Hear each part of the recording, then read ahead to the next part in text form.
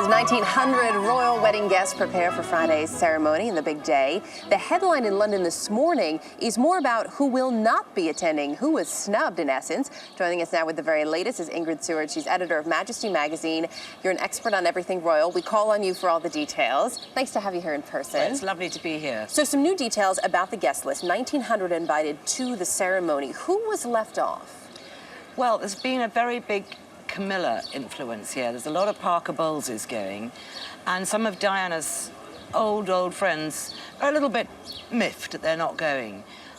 Lady Annabel Goldsmith, I spoke to her. She's not upset. She's not that sort of woman, but she's a little surprised. And there's Rosa Monckton. I don't know if people remember her. She was a great friend of Diana's, and she was very supportive.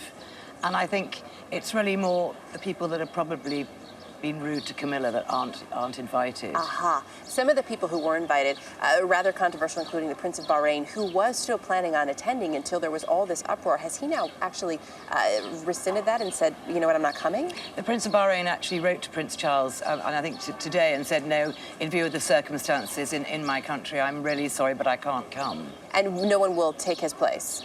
And no one will take his place, no. So I don't think there'll be an empty seat. They'll just shuffle everybody out. I'm sure they could find someone if they needed someone to take that seat. It was Easter, of course, yesterday. Beautiful day for it here in England. But notably absent at Windsor Castle with the Queen and much of the royal family were William and Kate. Where were they? Well, Kate was at her parents' home in Berkshire. And lo and behold, come Easter lunchtime, that William rolls up in time for an Easter lunch with the Middleton family, his other family, and leaves about 4 o'clock, leaves them to do all the washing up. Didn't want to get his hands dirty. He really does have quite this connection with him. Is it true he calls Mr. Middleton Dad? Well, apparently he does. I mean, he likes their sort of normalness. I mean, it couldn't be more different from William's own life. That they're normal people, and you know, it's just a sort of real tight-knit family. What do we know this Monday morning, 4 days to go, about the dress, how Kate will wear her hair, which tiara she's chosen? Well, we've heard that Kate's hairdresser actually went to St. James's Palace to have lessons in putting a tiara on from Hugh, who is the king of tiaras and who's Camilla's personal hairdresser now. And so I guess that she will wear a tiara. She could wear, I suspect she'll wear a tiara given to her by the Queen. Mm-hmm. It's sort of lent for a lifetime. I think she would look wonderful in a tiara. And the dress, I think Kate might have more than one dress.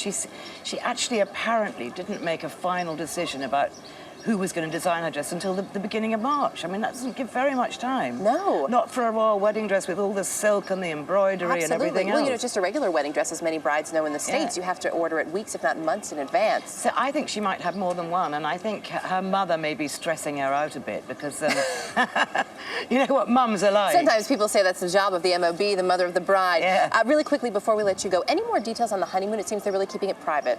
They're really keeping it private. The latest idea is that they might go to King of Jordan's summer palace at Aqaba, which is wonderful. I hope they do go there, because I've been there myself, so I can tell you all about it. You can give us all the details, and we know it will be super private, but that you've been there, so we'll get a little inside scoop. Ingrid, great to see you. You'll be with us throughout the week.